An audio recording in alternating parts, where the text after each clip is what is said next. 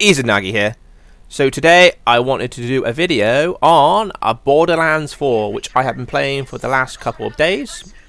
I've got to admit, I've been quite into the game, quite addicted.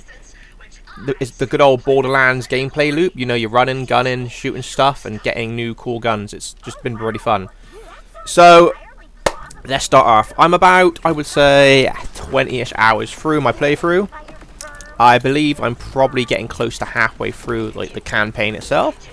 The story so far has been pretty decent, I would say. If I'm comparing it to previous titles, I think it's definitely on par so far with Borderlands 2. It is a definite improvement compared to Borderlands 3. Now, a lot of people had criticisms with Borderlands 3 was the constant yapping. So the main antagonists in that game were the Calypso twins, and they were basically just these like really like annoying, obnoxious twins who were live streamers, and they would constantly like just annoy and troll you all throughout the game. And it got to a point where it was so annoying that it just put people off from playing the game and even beating the campaign. Now, obviously, I can see what the plan was there for the devs. It's like, okay, we want to make these twins so annoying that when players actually get to the end of the game, they're going to feel a sense of satisfaction and relief when they finally kill these annoying fuckers. But it actually did the exact opposite, like I said before, is that they were so annoying, it didn't want, it actually put people off playing the game because the dialogue was so annoying, right? With Borderlands 2, I think they did a similar thing of Handsome Jack, where I remember, it's been ages since I played Borderlands 2, but from what I remember, like, I would say a good, like, 80-70% of the game, Handsome Jack is just, like, taunting you, he's just trash-talking you, trolling you, throughout the entire game, right? But the difference between Handsome Jack and the Calypso twins is, Handsome Jack is actually, like, an interesting antagonist slash villain, right? He's charismatic, he's interesting to listen to. They weren't. So, I would say Borderlands 2 also had elements of that, but it was better implemented with Handsome Jack, and overall I think Borderlands 2 had a way better story. There were just too many story elements in Borderlands 3 where it's kind of like, this is okay, I guess. So, in my opinion, I would say Borderlands 2, better story.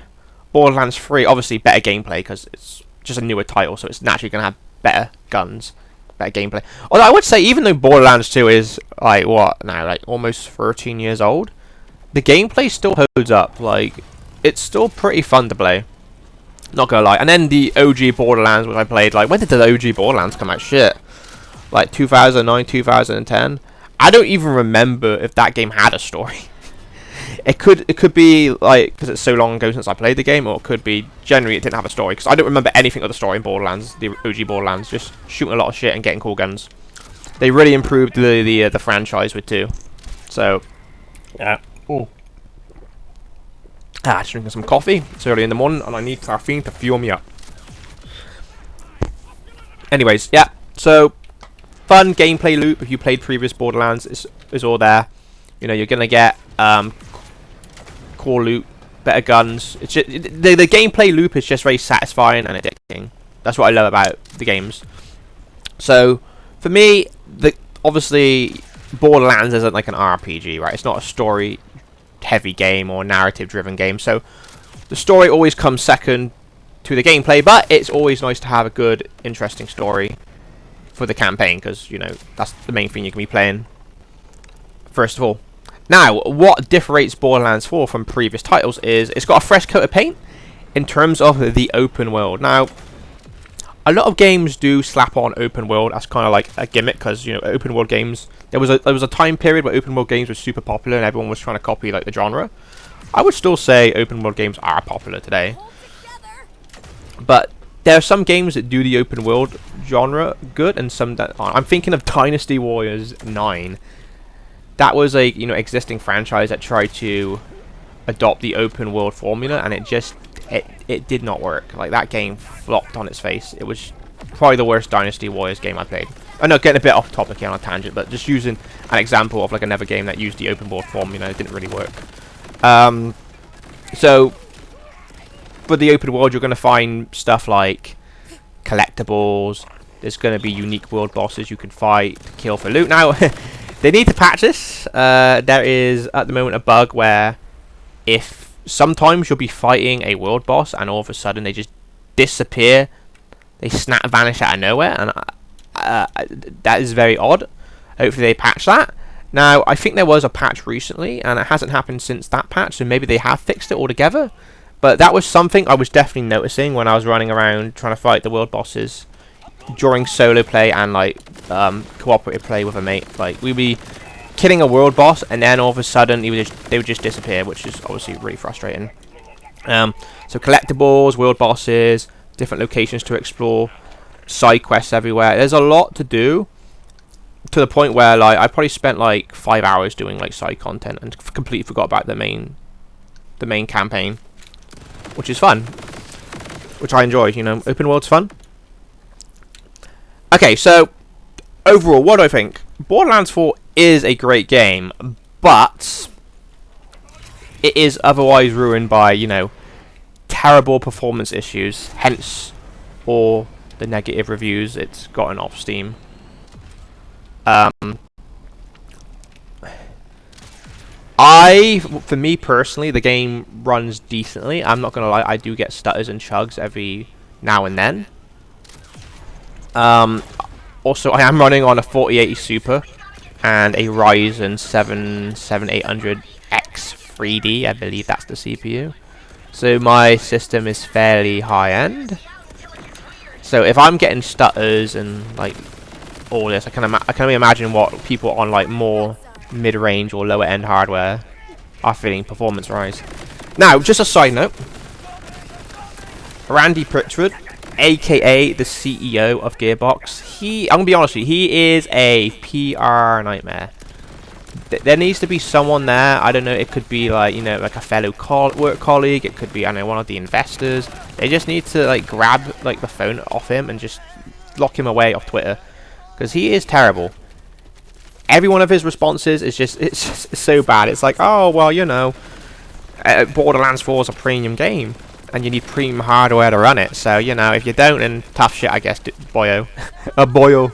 You know, it's like that kind of stuff is so out of touch. Or like, oh, you know, our game is so great, you should feel privileged to spend $80 to buy it. Like this kind of stuff here, when potential customers or gamers read that shit, it just comes across as patronizing and him being an asshole. And actually does the opposite. It probably want to put people off buying the game, right? So yeah, Randy Pitchford, he is a strange person / creature. Yeah, he needs to just basically get off social media. That's my 2 cents there. So yeah, on the subject with the game being really demanding, there's games like Cyberpunk that run better than Borderlands 4, which I'm not saying Borderlands 4 is a bad looking game. It looks pretty nice. I do like the shaded graphics. They're very stylized, like cartoony. But there is no way where I feel like this game should be this demanding. It doesn't, other than the open world aspect to the game, it doesn't look that much better than Borderlands 3. Yet it requires almost 3 times the hardware power to run it. So that's I don't understand that. I think it's probably a combination of Unreal, the new like latest Unreal Engine, and loads of devs kind of unoptimize their games. It is riddled with performance issues. Generally what happens is, this has become a growing trend lately, like developers will release their games, it will release like, you know, unoptimized, they slowly, surely drip feed like, you know, patches through the coming months, and it kind of improves the performance a little bit, but not like, there isn't really like, oh, well if you couldn't play this game at launch, now you can play the game butter smooth. It's not really like that. Another example, fairly recently, that came out, I think it was it this year or last year? I think it was this year, was Monster Hunter Wilds. That game has, and still has, even though it's been like more than 6 months now, performance issues, even on high-end hardware. But guess what? That game sold a shit ton of fucking copies, so Capcom's already made their money. So they don't give a shit about fixing the game. Think about it, why would they fix the game when you've already bought the game? I remember at one time it had like 400k, maybe 500k online concurrent players on Steam, which is fucking insane. So like, people will complain on the forums and on social media this game doesn't run as it should do, blah blah blah, yada yada. But the reality is, more people are buying the game than more people are complaining about the game. So yeah, I just don't know. I mean, are gamers weak-willed and they say one thing and then they end up buying the game, or is it just a combination of there's just way more misinformed normies who buy the game and just either don't care about the performance issues or just want to buy the game because they want to buy the game? So I don't know. Like, that to me feels like a losing battle. Like, there's no incentive for the devs to spend time and resources allocated to fixing the performance of the game if people are just going to buy the game anyways. Alright, it's just it's just duh. So TLDR is this: I've had a blast playing the game. I think the gunplay is great. The story so far, I'm halfway through. I would say the story's been quite interesting. The loot is cool, all the different guns. I do like the open world spin on Borderlands. It gives it, like I said before, a new fresh coat of paint. I'm looking forward to future content. I know they've already got 2 season passes out, right? I know this is the trend also these days. Is like, oh, we just released our game and we've already got content planned, which you could say is a good thing, right? Because it means the game's going to get supported and you can play it more. But I also think, well, couldn't you have released some of this content with the actual base game? That Borderlands isn't cheap, by the way. My mate paid like 65 British pounds for it. I play on PC and I get it from CD Key. Well, formerly known as CD Key. Now they've rebranded it to Reloaded or something. I don't know why, but whatever. I guess not many people don't use CDs anymore, so maybe they're like, oh, we got to rebrand it. Yeah, and I bought it for like about 44, 45-ish. So I saved a bit of money there. But the point I'm trying to make is it's a premium price game. There is... like, I just find like it's so annoying when devs cut out content and then just save it for, like, you know, battle passes and shit.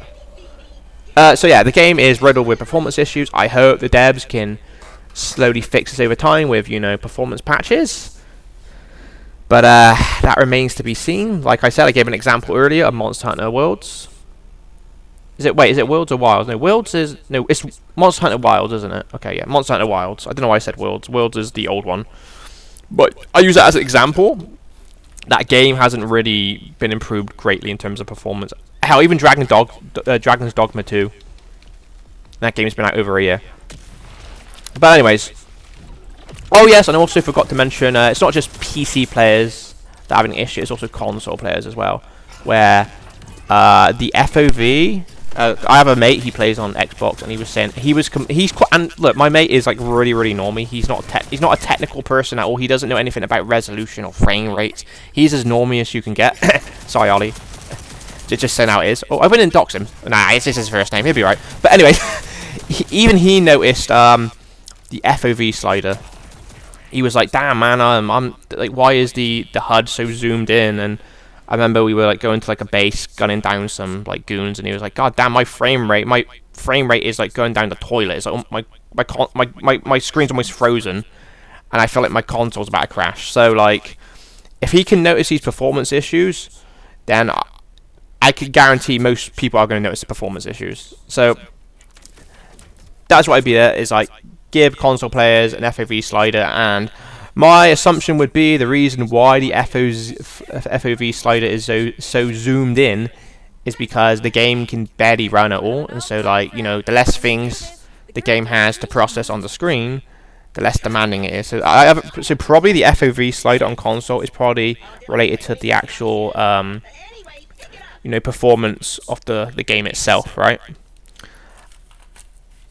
And there's a memory leak issue from what I've read online, so they need to fix that too. Apparently, if you play the game for like X amount of hours, the performance gradually gets worse and worse and worse, and then you have to close down the game and reboot it.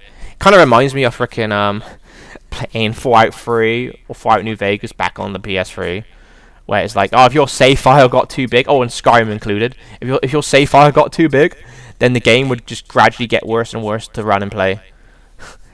Good old PS3. Anyways, thank you for listening if you got this far. I hope everyone has like a good day, and if you get Borderlands, I would honestly recommend, if you're 50-50, wait for a sale. I would say definitely wait for a sale. Wait until the game is patched, so maybe in a couple months when it runs better, maybe it's a bit cheaper, some of the DLC's out, yada yada yada.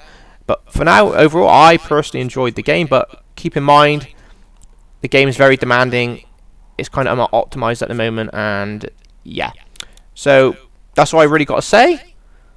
Peace out, everyone, and have a good day. Bye-bye.